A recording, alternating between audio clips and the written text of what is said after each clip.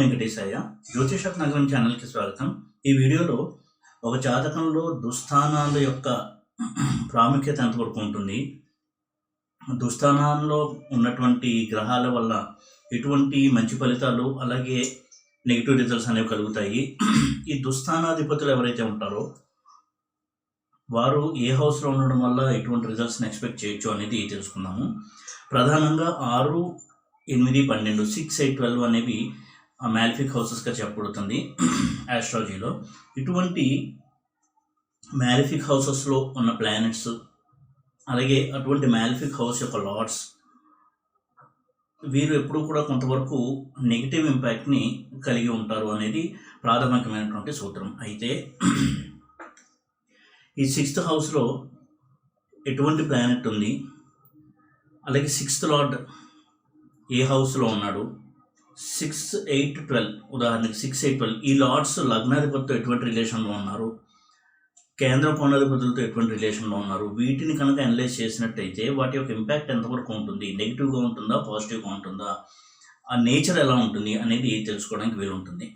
ప్రధానంగా 6th house అనేది డిసీజెస్కి, డెట్స్కి అంటే అప్పులకి, లోన్స్కి సంబంధించినటువంటి హౌసెస్. అదేవిధంగా సర్వీస్కి సంబంధించిన హౌస్ కూడా 6th హౌసే, అంటే జాబ్ చేయడము, జాబ్లో వృద్ధిలో పడడం, ఇవన్నీ కూడా 6th హౌస్కి సంబంధించినటువంటి రిజల్ట్స్ని సూచిస్తాయి. అలాగే శత్రువుని సూచించేటువంటి స్థానం, రోగస్థానము, రుణస్థానము, ఇవన్నీ కూడా 6th హౌస్ నుంచి మనం చూడొచ్చు ప్రధానంగా.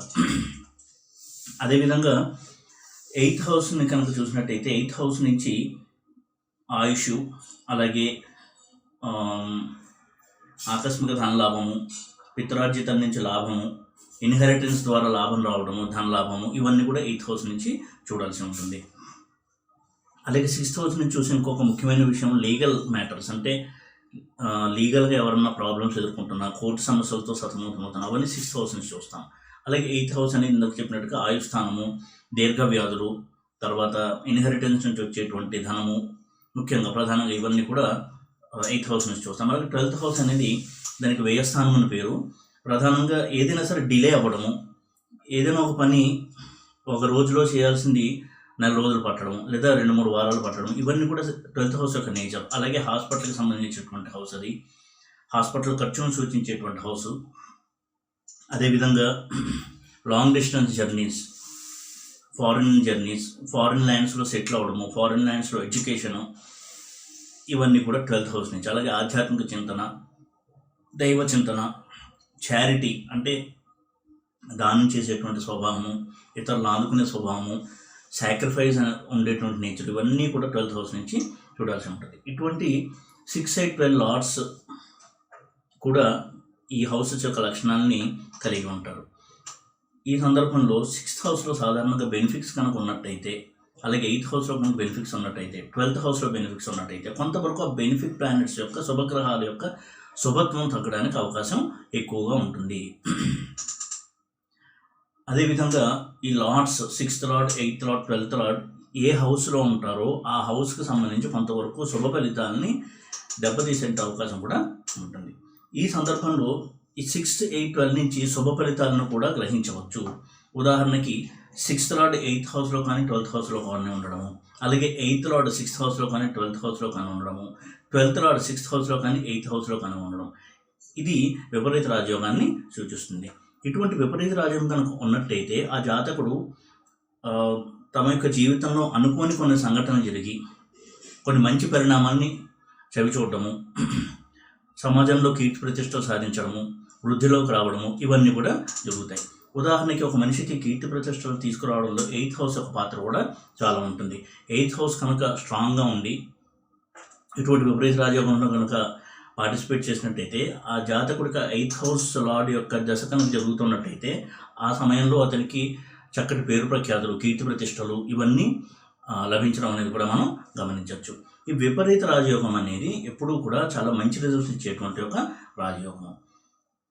ఇటువంటి విపరీత రాజయోగంలో మ్యాలిఫిక్స్ కనుక పార్టిసిపేట్ చేస్తే, అంటే పాపగ్రహాల వలన కనుక విపరీత రాజయోగం ఏర్పడినట్టయితే దానికి ఫలితాలు చాలా స్ట్రాంగ్గా ఉంటాయి.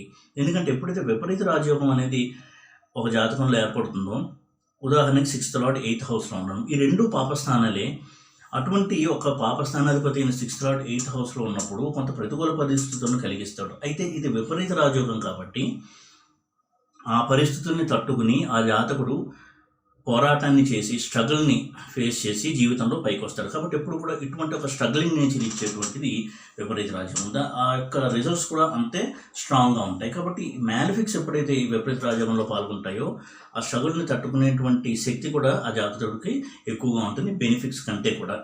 కాబట్టి ఎప్పుడు కూడా విపరీత రాజయోగంలో మ్యాలిఫిక్స్ అనేవి పార్టిసిపేట్ చేయడం అనేది చాలా మంచి ఒక కాంబినేషన్గా చూడాల్సి ఉంటుంది.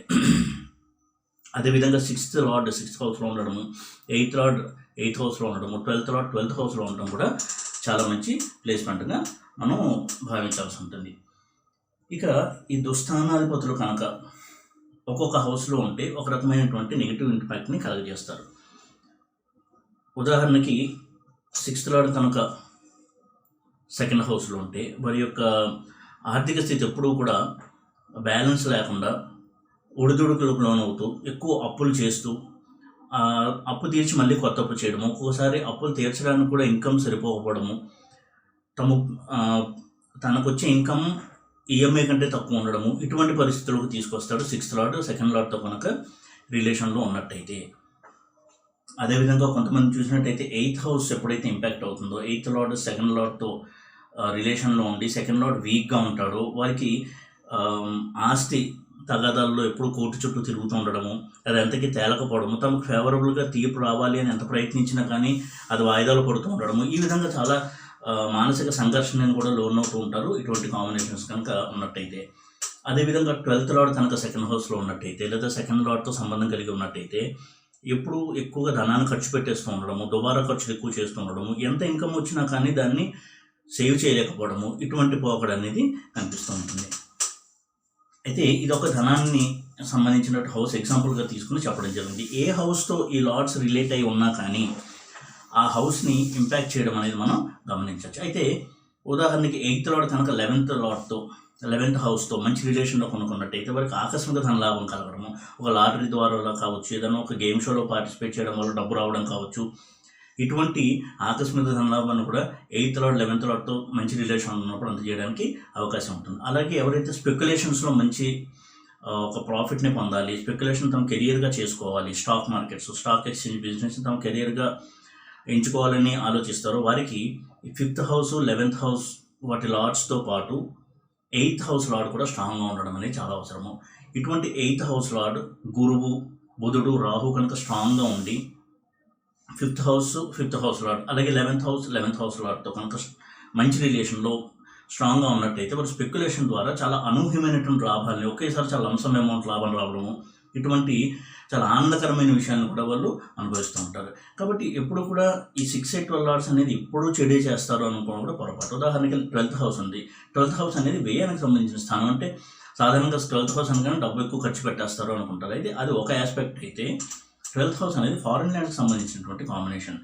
ఎవరికైతే 12th lord 9th లార్డ్తో 9th హౌస్తో 7th house 7th lord అలాగే 4th హౌస్ 4th లార్డ్తో మంచి రిలేషన్లో ఉంటారో, ఉదాహరణకి 9th lord 12th lord exchange జరిగి 4th లార్డ్ కూడా 9th హౌస్లో కానీ 12th హౌస్లో కానీ ఉండడము, ఇలాంటి కాంబినేషన్లు ఎవరికైనా ఉన్నట్టయితే వాళ్ళు సాధారణంగా ఉన్నత విద్య కోసం ఫారిన్కి వెళ్ళడము, అలాగే ఫారిన్ ల్యాండ్లో సెటిల్ అవ్వడము, అక్కడే వారి జీవితాన్ని అంతా గడిపేయడము, వారికి జీవితంలో ఏదైనా సరే ఉద్యోగం కావచ్చు, డబ్బు సంపాదన, ఇల్లు కట్టుకోవడం, ఇవన్నీ కూడా ఫారిన్ ల్యాండ్లో ఉండడానికి అవకాశం ఉంటుంది. అలాగే ఈ 7th లార్డ్ ఎప్పుడైతే స్ట్రాంగ్గా 12th హౌస్తో 12th లార్డ్తో రిలేషన్లో ఉంటాడో వారికి విదేశానికి సంబంధించిన వ్యాపారాల ద్వారా మంచి ధనార్జన రావడం, ఇప్పుడు కూడా ఈ బిజినెస్ ట్రిప్స్ కోసము డిఫరెంట్ కంట్రీస్కి ట్రావెల్ అవుతూ ఉండడం, ఇటువంటి చాలా మంచి పరిణామాలు కూడా 12th హౌస్ లార్డ్ అందజేస్తారు. కాబట్టి 6, 8, 12 హౌసెస్ అనేది మ్యాలిఫిక్ హౌసెస్ అయినప్పటికీ దాని నుండి కూడా చాలా అద్భుతమైనటువంటి స్ట్రాంగ్ పాజిటివ్ రిజల్ట్స్ కూడా జాతకుడు పొందగలడు. అయితే ఏ హౌస్లో ఈ ప్లానెట్స్ ఉన్నాయి, ఎటువంటి లార్డ్స్తో కలిసి ఉన్నాయి అనేది స్టడీ చేయడం అనేది చాలా చాలా ముఖ్యం. దాన్ని కరెక్ట్గా కనుక స్టడీ చేసినట్టయితే 6, 8, 12 లార్డ్స్ కూడా చాలా మంచి ఫలితాలు ఇవ్వడంలో ఏమాత్రం కూడా మిగతా లార్డ్స్తో తక్కువ ఏమీ కాదు అనేది మనం పరిశీలించి తెలుసుకోవచ్చు. ఈ వీడియో కనుక మీకు నచ్చినట్టయితే లైక్ చేసి, షేర్ చేసి, సబ్స్క్రైబ్ చేయండి. ఓం నమో వెంకటేశాయ.